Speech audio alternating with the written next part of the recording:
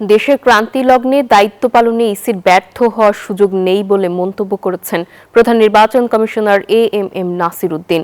সকালে ত্রয়োদশ জাতীয় সংসদ নির্বাচন উপলক্ষে মাঠ প্রশাসন ও আইন শৃঙ্খলা বাহিনীর ঊর্ধ্বতন কর্মকর্তাদের সঙ্গে নির্বাচন ব্যবস্থাপনা সংক্রান্ত বিষয়ে ব্রিফিংয়ে কথা বলেন তিনি।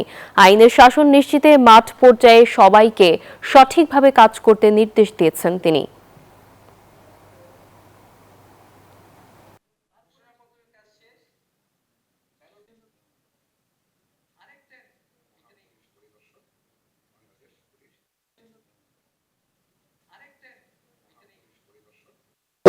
আমরা সব যোগসাজশ করে একটা ম্যানেজ ইলেকশন করেছি।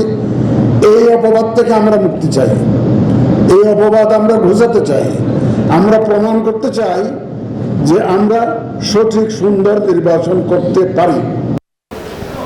আসলে সকাল থেকেই এই অনুষ্ঠান চলছে এবং আজকে দিনব্যাপী এই অনুষ্ঠান চলবে। এখন যখন প্রথম পর্বের অনুষ্ঠান চলছে, এরপরে বেলা 2টা থেকে দ্বিতীয় পর্বের অনুষ্ঠান শুরু হবে এবং সেখানে সৈয়দা রেজওয়ানা হাসান এবং সেই সঙ্গে মোস্তফা সরওয়ার ফারুকী তারাও কিন্তু আসবে, অর্থাৎ বেশ কয়েকজন উপদেষ্টাও দ্বিতীয় পর্বে থাকার কথা।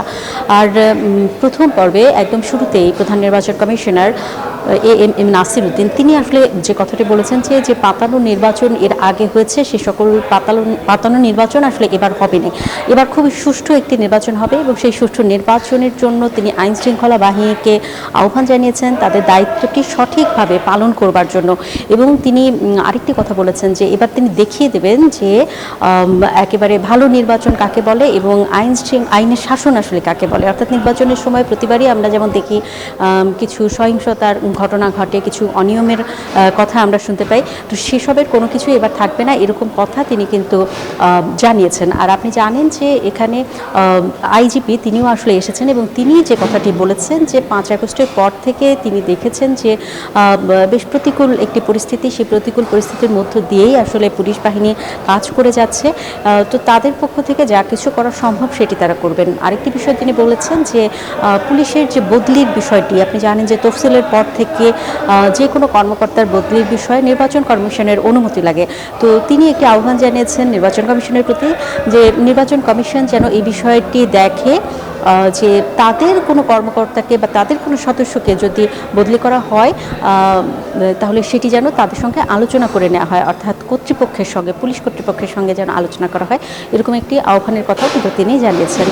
আর প্রত্যেকটি পক্ষ থেকেই আসলে তারা বক্তব্য রাখছেন, তাদের বক্তব্য শোনার পর নির্বাচন কমিশনের পক্ষ থেকে তাদের কি মতামত সেটি আসলে তুলে ধরা হবে।